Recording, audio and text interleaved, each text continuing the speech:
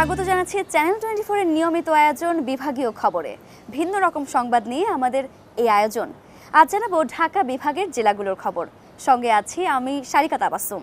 বাংলাদেশ ক্রীড়া শিক্ষা প্রতিষ্ঠান বিকেএসপি দেশের ক্রীড়া প্রতিভা গড়ার কারখানা। একসময় উচ্চবিত্ত পরিবারের সন্তানরা আসলেও এখন কিন্তু সময়ের পরিবর্তনে নিম্নবিত্ত মধ্যবিত্ত পরিবারের শিক্ষার্থীরাও আসছেন। পরম মমতায় তাদের আগলে রাখছেন প্রতিষ্ঠানটি। ক্রীড়াবিদ তৈরির কারখানা বিকেএসপি 1977 সালে বাংলাদেশ যুব ও ক্রীড়া মন্ত্রণালয়ের অধীনে Bangladesh institute of sports BIS হিসেবে যাত্রা শুরু করলেও 1983 সালে স্বায়ত্তশাসিত প্রতিষ্ঠানে রূপ নেয়। সময়ের সাথে বাংলাদেশের ক্রীড়াবিদ তৈরির উৎসে পরিণত হয়েছে, যা এখন ছড়িয়ে পড়েছে দেশের নানা প্রান্তে আঞ্চলিক কেন্দ্রেও। সাভারে দিনরাত চলে ক্রীড়াবিদ তৈরির কাজ, যেখানে আধুনিক সুযোগ সুবিধার সাথে খেলোয়াড়রা পায় দক্ষ প্রশিক্ষকের নির্দেশনা। একসময় শুধুমাত্র উচ্চবিত্ত পরিবারের সন্তানরাই ছিল বিকেএসপির প্রধান মুখ। তবে সময়ের বিবর্তনে এখন আসছে নিম্ন মধ্যবিত্ত আর নিম্নবিত্ত পরিবারের সন্তানেরাও। প্রথমে আমার খেলাধুলা করতে দিতে চাইনি, কারণ খেলাধুলায় যে সামগ্রীগুলো লাগে এগুলো আমার বাবা দিতে পারবে না। সাধারণ পড়ালেখাতে অনেক কষ্ট হয় আমার বাবার দেওয়াতে। ছোটবেলায় ফুটবলের প্রতি এক আগ্রহ ছিল, তাই বাবা মা কখনো ইচ্ছাশক্তির বাইরে যায়নি। এখান থেকে আমি 5 মাস ট্রেনিং করার পর ন্যাশনাল টিমে চান্স পাই।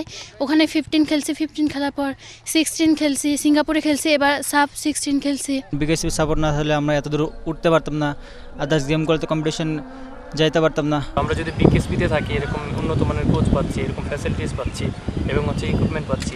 সো আলহামদুলিল্লাহ আমাদের জন্য যে আমরা এরকমটা পাইছি এবং পাচ্ছি, আমরা ইনশাল্লাহ ভালো কিছু করবো এবং আমাদের লক্ষ্য হলো 2028 সালে টিম নিয়ে কোয়ালিফাই করা। বিকেএসপির মূল লক্ষ্য দেশব্যাপী ক্রীড়া প্রতিভা খুঁজে বের করে তাদের বিশ্বমানের প্রশিক্ষণ দেওয়া। বর্তমানে প্রতিষ্ঠানটিতে cricket, football, archery, athletics, shooting সহ 23 ডিসিপ্লিনে চলে প্রশিক্ষণ। সরকার খেলাধুলার উন্নয়নে নানা পরিকল্পনা নিলেও আর্থিক সহায়তার অভাবে অনেক প্রতিভা হারিয়ে যাচ্ছে। বিশেষ করে নিম্নবিত্ত পরিবারের সন্তানদের জন্য স্কলারশিপ বা অনুদানের ব্যবস্থা আরও বাড়ানো দরকার বলে মনে করছেন বিশেষজ্ঞরা। গত বহু 10-15 বছর ধরে কয়টা ইন্টারন্যাশনাল টুর্নামেন্ট অনুষ্ঠিত হয়েছে, কয়টা জাতীয় পর্যায়ের টুর্নামেন্ট হয়েছে। তো যদি ওই ধরনের টুর্নামেন্টগুলি না হয়, তাহলে তো খেলোয়াড়রা গিয়ে বিকেএসপি থেকে শেষ করে তাদেরকে তো আপনি দেখলেন যে প্রান্তিক পর্যায়ের দারিদ্র এবং অতি দারিদ্র সমাজ ব্যবস্থা থেকে উঠে আসায় তাদেরকে তো ফ্যামিলিটাকে সাপোর্ট করতে হবে। তখন খেলার মধ্যে আর উপার্জন করতে হবে, পেট তো চালাইতে হবে, তখন খেলার মধ্যে আর থাকে না। বিভিন্ন ছোটোখাটো ব্যবসা, বিভিন্ন ছোটোখাটো চাকরি, বিভিন্ন ইসের মধ্যে সবাই ঢুকে যায়, খেলাটারে ভুলে যায়। কারণ খেলা তো দিয়ে তার তো পেট চলতেছে না, সংসার চলতেছে না, তার ফ্যামিলিটাকে তো সে সাপোর্ট করতে পারতেছে না। এইভাবে আসলে খেলোয়াড় হারিয়ে যাচ্ছে। আমাদের ফেডারেশনগুলির কে করতে হবে, জাতীয় ক্রীড়া নিয়ন্ত্রণ বোর্ডকে ফেডারেশনগুলির উপরে স্ট্রং কন্ট্রোল থাকতে হবে। প্রত্যেকটা ফেডারেশনকে তার বাৎসরিক ক্যালেন্ডার বের করতে হবে, স্পোর্টস ক্যালেন্ডারটা শুধু বের করার জন্য না, ওই অনুযায়ী তারা সারা বছরে ওই ক্যালেন্ডার যেভাবে বের করলো ওই অনুযায়ী টুর্নামেন্টগুলি করছে কিনা সেটা এনশিওর করতে হবে। ওই অনুযায়ী তাদেরকে বাজেট দিতে হবে এবং যেই পরিমাণ বাজেটটা তারা দিল প্রত্যেক বছর, নেক্সট ইয়ারে তার অ্যাকাউন্টেবিলিটি নেওয়া যে ওই পরিমাণ বাজেটের ইউটিলাইজেশনটা কীভাবে হয়ে গেছে। এবং তাইলেই যত টুর্নামেন্ট বাড়বে এই খেলোয়াড়ের সংখ্যা তখন হারাবে না। খেলোয়াড়রা খেলার মধ্যে থাকবে, তারাও খেলার মধ্যে থাকলে উপার্জন করতে সক্ষম হবে সারাটা বছর। খেলোয়াড় আর হারাবে না। এর দায়িত্ব আমি বিকেএসপি খেলোয়াড় তৈরি করে দেয়া পাইপলাইনের, বাট যখন পাইপ থেকে বের হয়ে যাওয়ার পর সেটাকে নিয়ে সেই দায়িত্ব হচ্ছে ফেডারেশনগুলির। কঠোর পরিশ্রম আর অধ্যবসায় দিয়ে দেশের হয়ে খেলার স্বপ্ন দেখে বিকেএসপির এই শিক্ষার্থীরা। কিন্তু শুধু প্রতিভা নয়, প্রয়োজন আর্থিক সহায়তাও। Desk report, channel 24। গাজীপুরে মেয়ে অপহরণের পর ধর্ষণের বিচার চাইতে গেলে উল্টো রাষ্ট্রদ্রোহী মামলার আসামি এখন তারা। ভুক্তভোগী পরিবারের দাবি, অপহরণকারীদের অপরাধ আড়াল করতেই পুলিশ আসামিদের পক্ষে বাদী হয়ে মামলা করেছে। আর পুলিশ বলছে ঘটনাটি অধিক গুরুত্ব দিয়ে তদন্ত করা হচ্ছে, অপরাধী যেই হোক ছাড় দেয়া হবে না। গত 31 মার্চ ঈদের নামাজের সময় জান্নাতুল মোল্লা নামে এক যুবক দলবল নিয়ে সিনেমার স্টাইলে অস্ত্রের মুখে জিম্মি করে নিজ বাসা থেকে অপহরণ করে এক শিক্ষার্থীকে। এরপর পাশবিক নির্যাতন চালায় তার উপর। মেয়েকে উদ্ধারের জন্য বাবা আজহারুল ইসলাম গাজীপুরের কাশিমপুর থানায় যান অভিযোগ নিয়ে। উদ্ধার কাজে গড়িমসি করায় পুলিশের সাথে তর্ক হয় তাদের। আর সেই তর্ককে কেন্দ্র করে পুলিশ বাদী হয়ে ১৯ জন সহ অজ্ঞাত আরও ২৫ জনকে আসামি করে। ভাঙচুর ও থানা পুড়িয়ে পুলিশ হত্যার পরিকল্পনার একটি মামলা করেন। টাইনা হেসরাই নিচে নেওয়ার পর তাহাজুদ্দিনের বাসায় উঠাইছে, আমাকে বাসায় উঠাইছে। সেখানে তাহাজুদ্দিন জোর করে আমাকে একটা রুমে দিছে, তিনি নিজে বাহির থেকে দরজা লাগাই দিছে। তারা যে শারীরিকভাবে অত্যাচার করছে এটা একটা বিচার চাই। আমার মেয়ে আমার চোখের সামনে থেকে আমার নাবালক শিশু তুলে নিয়ে গেছে, আমার তো জ্ঞান নাই, আমি তো তখন পাগলের মতো প্রলাপ করছি, আমি কি করছি আমি নিজেও বলতে পারব না, মানে ওই দিন কী হয়েছে আমি নিজেও বলতে পারব না। এইটাকে থানা আমাদেরকে ঠেক দেওয়ার জন্য থানা বাদী হয়ে আমাদের বিরুদ্ধে, আমার আত্মীয় স্বজন বিরুদ্ধে, শাশুড়িকের বিরুদ্ধে যারা আমাকে হেল্প করবে এদের বিরুদ্ধে যে গেছে তার নামও, যে না গেছে তার নামও একটা মামলা করে দিছে। পিস্তল ধরছে, ছুরি ধরছে, ধরে আমার পরে চোপ একটা কথা বলবি না। তার ৫-৬ জন রুমে ঢুকছে, আমার মেয়ে রুমে বসা ছিল, মেহেদি পড়তেছে আমার মেয়েরে 2 জনে মুখ চাইপা ধইরা হাতে ধইরা চুলে হেঁচড়িয়ে বের করে নিয়ে গেছে। ওই শিক্ষার্থীর মা হেলেনা ইসলাম বাদী হয়ে মহানগরের বারেন্ডা এলাকার জান্নাতুল মোল্লাকে প্রধান আসামি করে ৫ জনের নামে অপহরণ ও ধর্ষণের মামলা করলেও আসামিরা অজ্ঞাত কারণে এখনো ধরাছোঁয়ার বাইরে। অথচ পুলিশের মামলায় জেল খাটতে হয়েছে ভুক্তভোগীদেরই।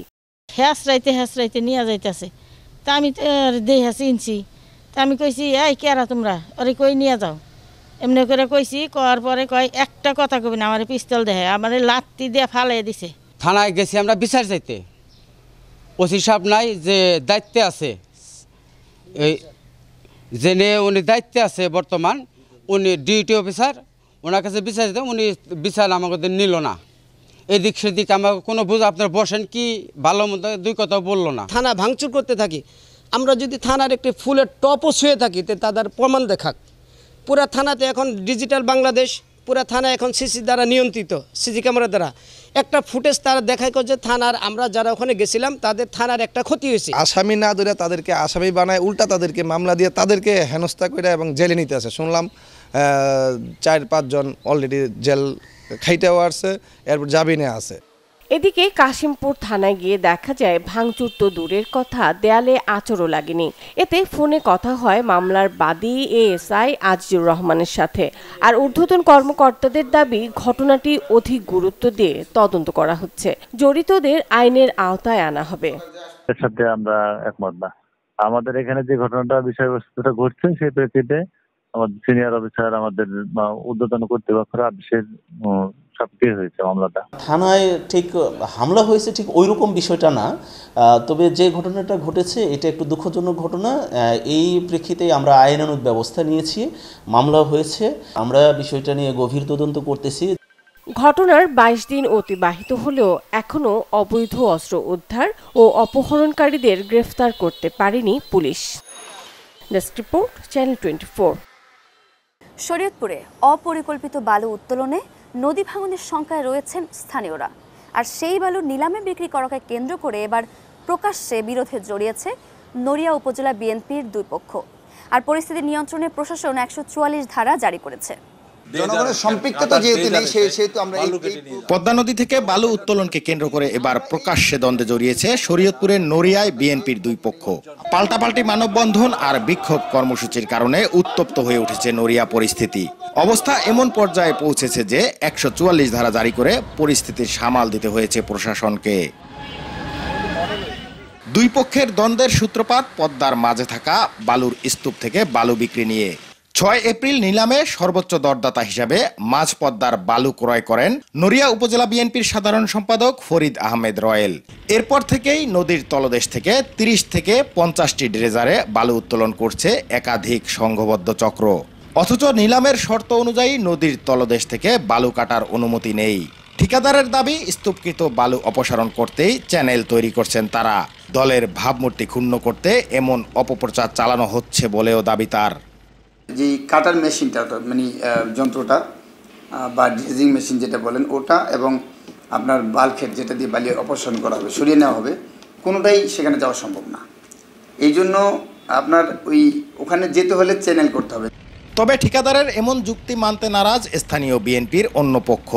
বিএনপির কার্যনির্বাহী পরিষদের সদস্য মহিউদ্দিন আহমেদ জিন্টুর নেতৃত্বে অবৈধভাবে বালু উত্তোলনের বিরুদ্ধে আন্দোলন করছেন অনেকে।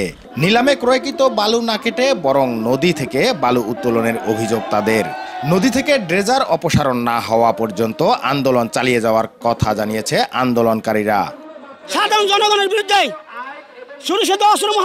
যখন অভিযানে যায় তখন বন্ধ থাকে, যখন চলে আসে তখন 40টা কাঁটা দিয়ে আর ড্রেজার দিয়ে মাটি খনন করতে এখানে বালি বিক্রি করতেছে। প্রশাসন কেন চুপ, কেন তারা এই ব্যাপারে অ্যাকশন নিচ্ছে না?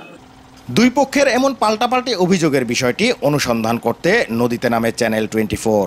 সারি সারি ড্রেজারের নদী থেকে বালু উত্তোলনের প্রমাণও পাওয়া যায় অনুসন্ধানে। নদী জুড়ে ড্রেজার পাহারায় নিয়োজিত একটি স্পিডবোটে থাকা কয়েকজনের বাধার সম্মুখীন হই আমরা।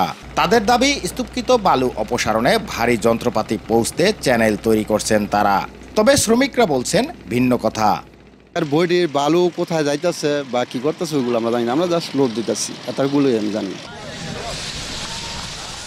এদিকে অপরিকল্পিত বালু উত্তোলনের ফলে নতুন করে নদী ভাঙনের আশঙ্কা করছেন স্থানীয়রা। নিয়ম মেনে বালু কাটার দাবি তাদের। অনেক বেরি বাঁধ দিছে, অন তো আর ভাঙে না। অনাবারে যে বালু কাটলে তো মাটি কাটলে তো অনেক গভীর হয়ে গেলে তো আবারও ভাঙবো না, ভাঙলেই তো আমরা অসহায়। এই বালি কাটার ফলে আমাদের এই বেড়িবাঁধ আদৌ টিকবে কিনা আমরা সেই আশঙ্কায় আছি। 2016 থেকে 18 সাল পর্যন্ত পদ্মার ভাঙনে গৃহহীন হয় এই জনপদের 20,000 পরিবার। ভাঙন রোধে 1,417 কোটি টাকা ব্যয়ে ডান্তির রক্ষা বাঁধ নির্মাণ করে পানি উন্নয়ন বোর্ড। অপরিকল্পিত বালু উত্তোলনের ফলে বাঁধের ক্ষতির আশঙ্কা জানিয়ে সম্প্রতি উপজেলা প্রশাসনকে চিঠি দেয় পানি উন্নয়ন বোর্ড।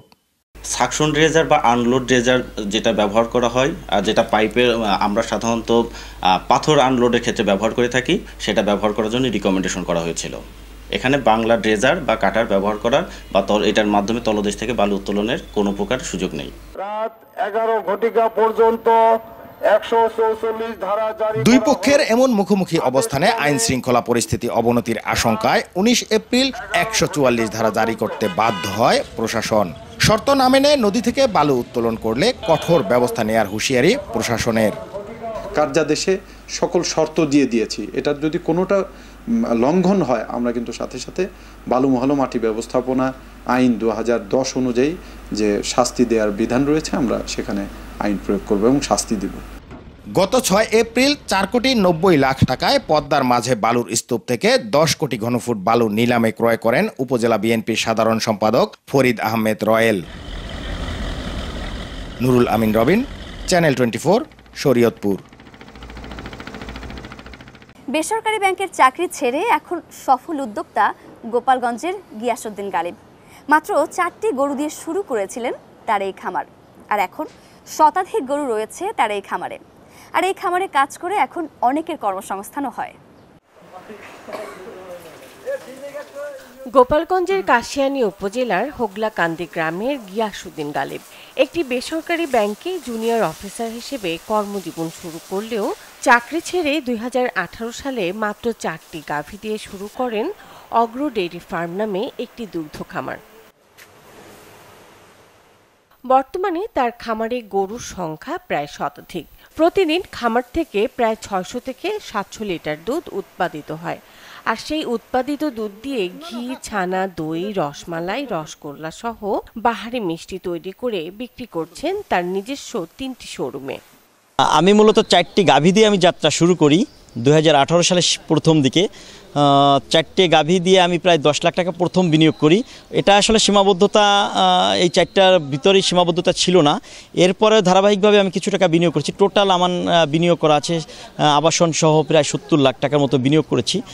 এখন আমার ফার্মে এই 8 বছরে 120টার মতো গরু রয়েছে, যেখানে টোটাল আমার অ্যাসেট রয়েছে প্রায় 2.5 থেকে 3 কোটি টাকার মতো। এছাড়া প্রতি বছর গাভী থেকে জন্ম নিচ্ছে 40টি বাছুর।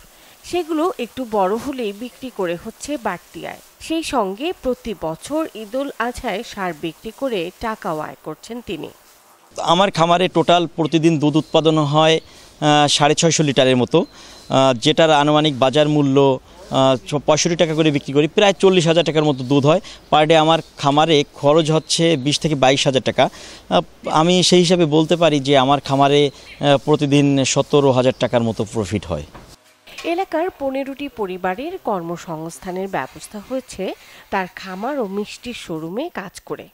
খামারে অনেক লোক কাজ করতেছে, কর্মসংস্থানের ব্যবস্থা হচ্ছে, এলাকার লোকজন খেয়ে দিয়ে ভালো আছে, এই দুধ বিভিন্ন জায়গা যাইতেছে। এর মাধ্যমে সে আরও লোকজনের কর্মসংস্থানের ব্যবস্থা করেছেন এবং এর মাধ্যমে সে আর্থিক সহায়তা মানুষের করে। গিয়াসউদ্দিন গালিব বর্তমানে তার খামার ও মিষ্টির দোকান থেকে প্রতি মাসে আয় করছেন প্রায় 6 লাখ টাকা। Desk report, channel 24। জন্ম থেকেই শারীরিক প্রতিবন্ধী ফরিদপুরের মোহাম্মদ সুমন, কিন্তু প্রতিবন্ধী হলেও ভিক্ষাবৃত্তি না করে ইলেকট্রনিক্স ডিভাইস মেরামতের কাজ করেন তিনি আশা করেন সরকারি সহায়তা পেলে আরও বড় পরিসরে কিছু করার।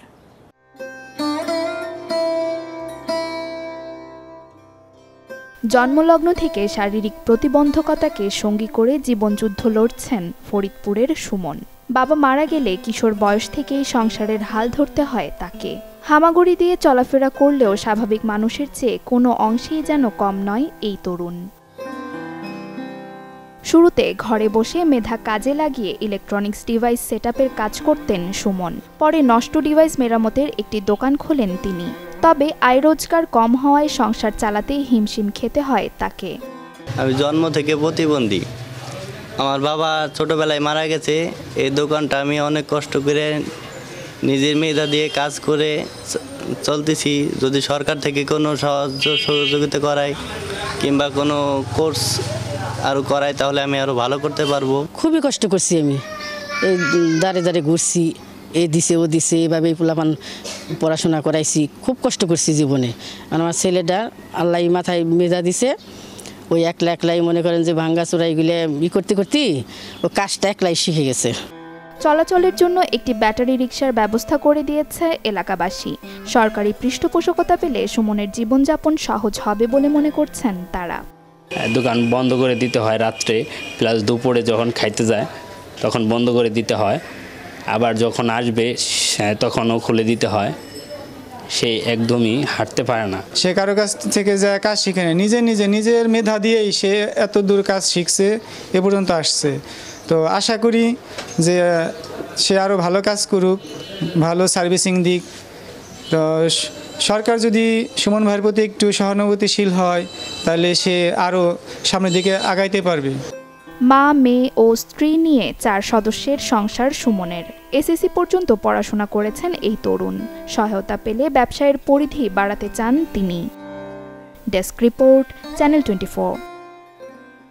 এই ছিল আজকের বিভাগীয় খবরে। আগামীকাল নতুন স্বাদ ও ভিন্ন গল্পে আবারও হাজির হব, সাথেই থাকবেন।